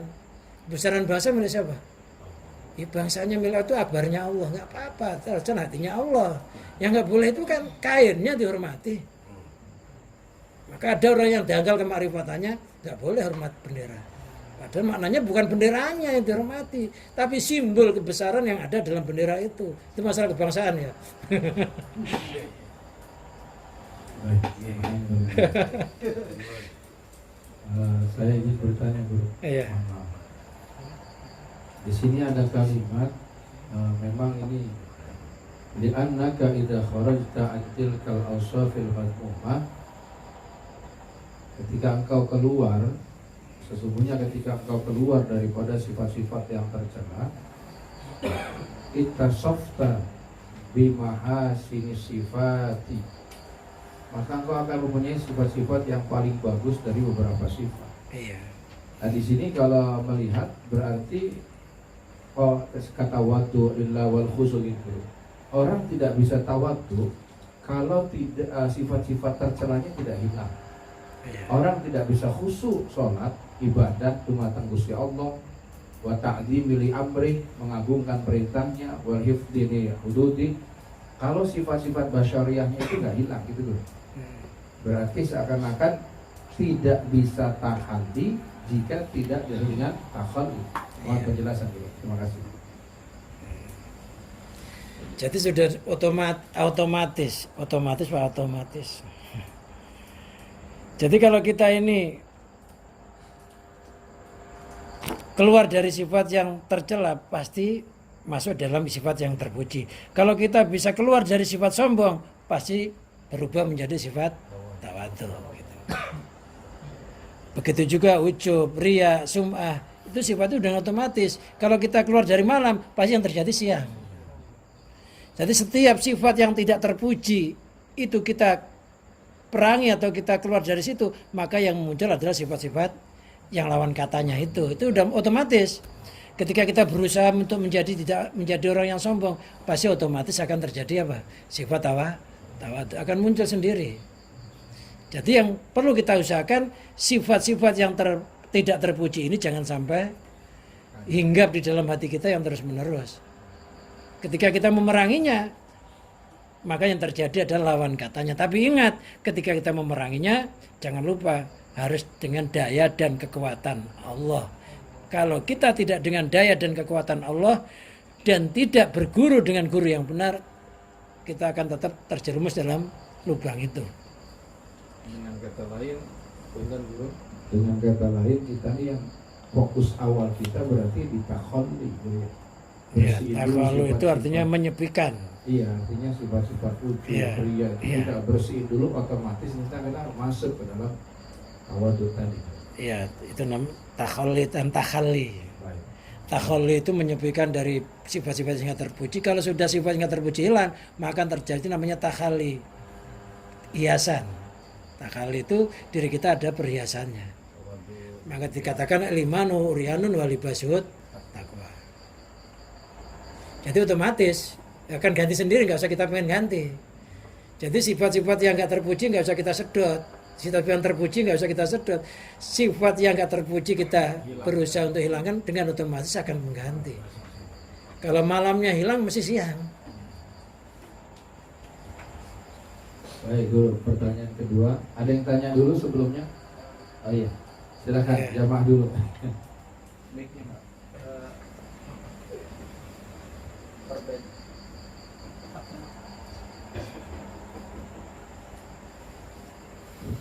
Assalamualaikum warahmatullahi wabarakatuh. Perbedaannya gibah dengan jarah itu seperti apa, Pak? Apa itu? Gibah dengan ilmu jarah wa ta'dil di dalam pembahasan ilmu hadis itu kan ada gitu. Kita membahas seorang ulama tabi'in yang tempo dulu gitu, yang meriwayatkan hadis. Nah, perbedaan itu apa gitu? Perbedaan Gibah. ghibah Ilmu hadis itu ada jarah wa ta'dil, kisah-kisah kekurangan para ulama dan meriwayatkan hadis. Lebih kepada gibah yang dibolehkan. ya itu bukan termasuk ghibah. Kalau mengungkap kekurangan tentang sanadnya hadis itu kan, atau ada rawi yang lemah, itu bukan ghibah, tapi adalah untuk mengangkat derajat hadis itu biar ketahuan mana yang sahih. Sahih itu ada sahih lidatihi, ya. Mana yang dhaif, itu memang harus, itu tidak termasuk ghibah, itu bukan mencela kekurangan ulama, tapi adalah memberikan kedudukan posisi dalam ilmu yang dia riwayatkan itu. Misalnya dalam hadis ada seseorang yang mencari hadis yang tersohor. Ya, ketika orang itu ketemu ahli hadis yang tersohor, orang itu lagi ngasih makan kuda,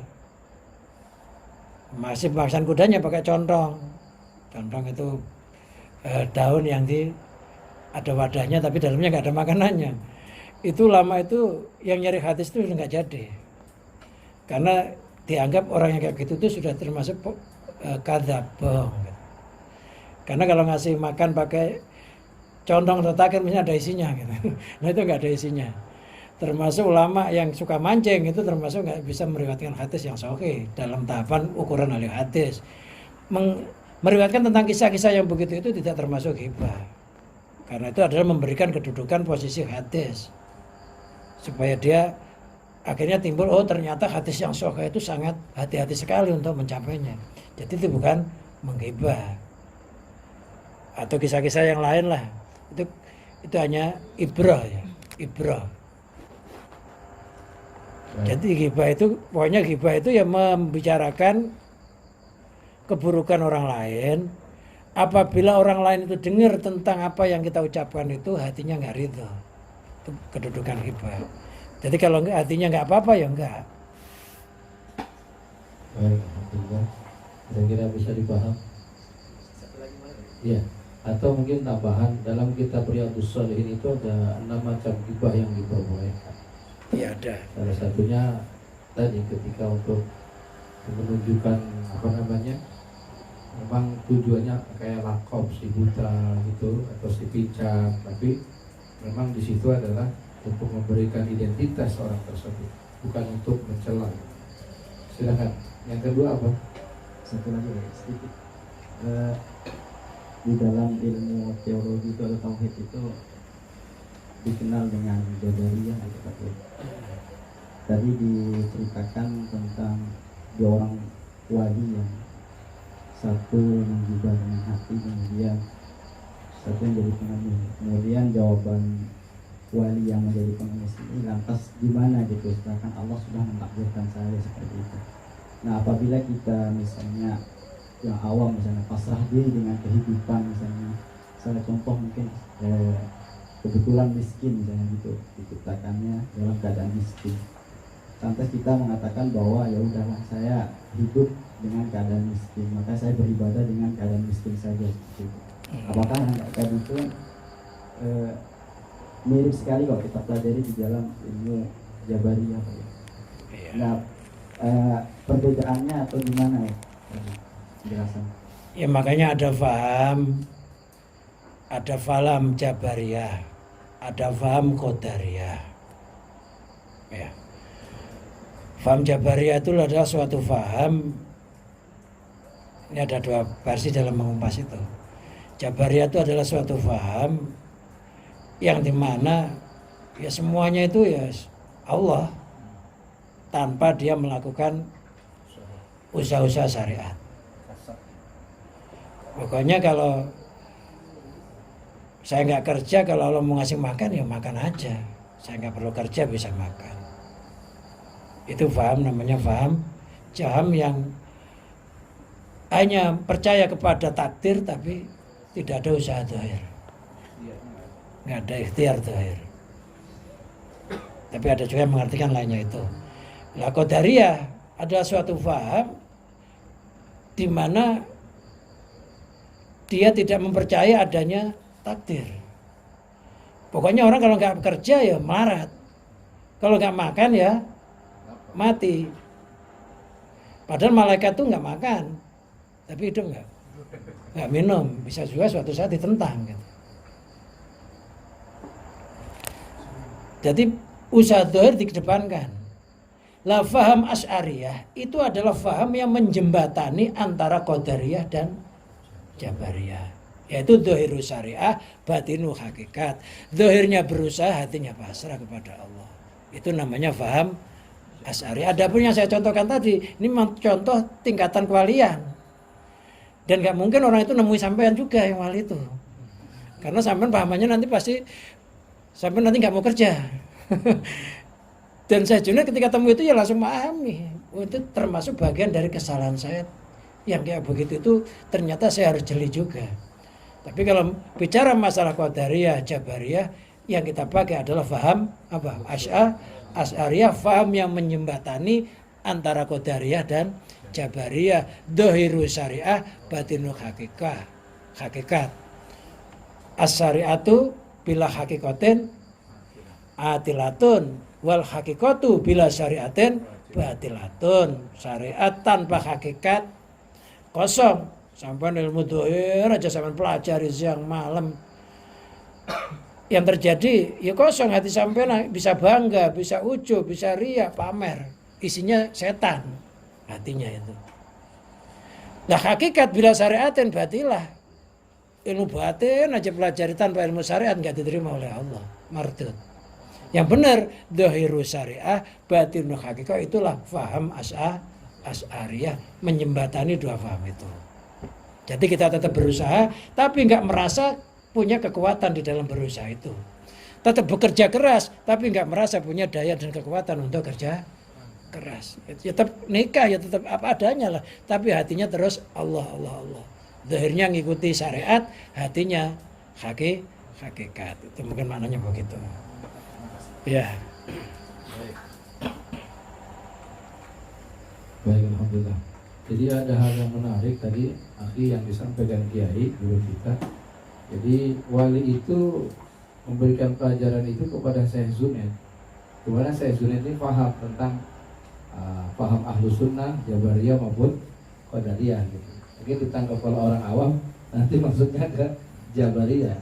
Tapi pada prakteknya itu bukan totalitas pasrah, sudah dahulu dengan ikhtiar. Ini teguran ke wali bukan ke kita. Karena kita pasti nanti ke sana. Wallahu a'lam bishawab. Terima kasih guru, sangat bermanfaat sekali. Saya mau tanya terakhir guru, terakhir ya. Kan masih. Ini Tuan Guru, ada kalimat mungkin belum dibahas tapi wa'lam anna takhalli anni razaili wa tahalli bil fadaili huwa haqiqatus suruq indahum wa la yatimmu dzalika illa liman waffaqahullahu li ma'rifati nafsi. Masyaallah. Jadi takhalli dan tajalli ini kalau menurut pandangan beliau-beliau ini adalah hakikat daripada suluk itu sendiri. Dan tidak sempurna hal itu kecuali dengan pertolongan Allah Subhanahu wa ta'ala. Orang tidak bisa takhalli sampai tahalli ini kalau bukan dari pertolongan Allah.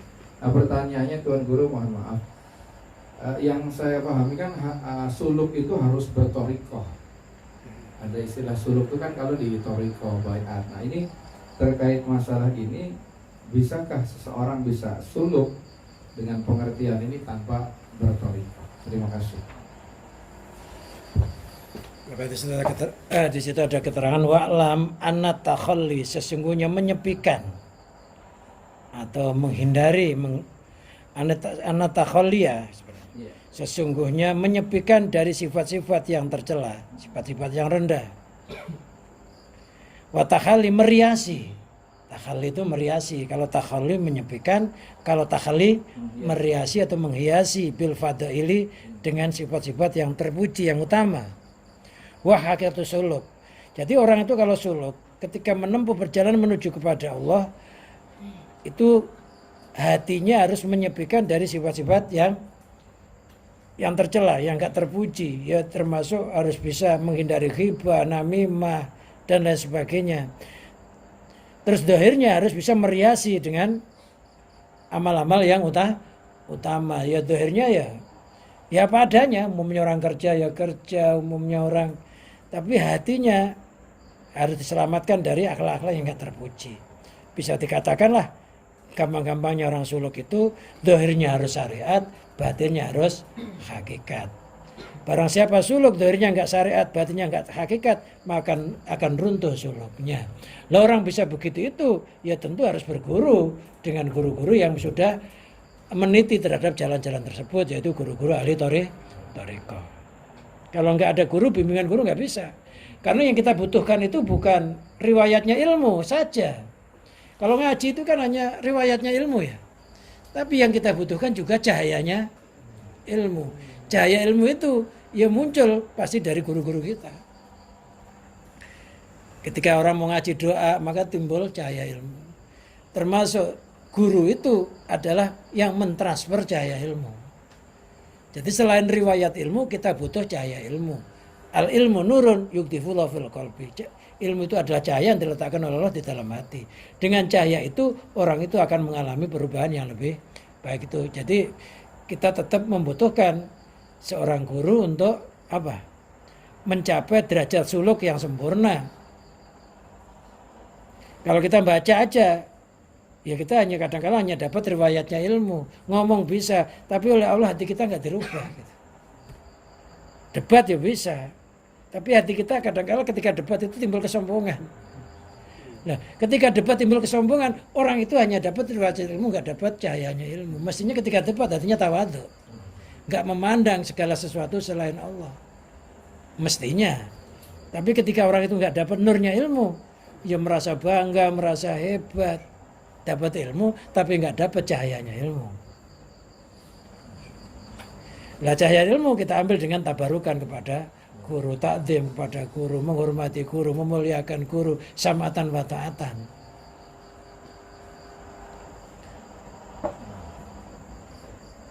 Jadi kalau kita pengen pinter aja gampang, baca aja koran, YouTube yang banyak, Google, pinter juga. Tapi kita dijauhkan dari sifat tawadhu, rendah diri. Jadi kita nggak dapat yang takhali. Orang itu kalau nggak takholi nggak bisa takhali. Jadi takholi dan takhali satu paket. Takholi itu menyernakan sifat yang tercela, takhali meriasi dengan amal-amal yang utama yang terpuji. Alhamdulillah. Baik, ada yang lain silahkan. Jazakumullah khairan katsiran, penjelasannya sangat bermanfaat. Ada yang lain? Cukup? Cukup ya? Kalau saya jawabin aja kalau masih ada. Asal bisa jawab, kalau nggak bisa tempo. Ya. Baik, alhamdulillah. Cukup Bu. Sudah. Ya udah kalau cukup. Baiklah, kalau sudah cukup kita tutup pengajian kita ini dengan bacaan surat Al-Fatihah. Mudah-mudahan apa yang kita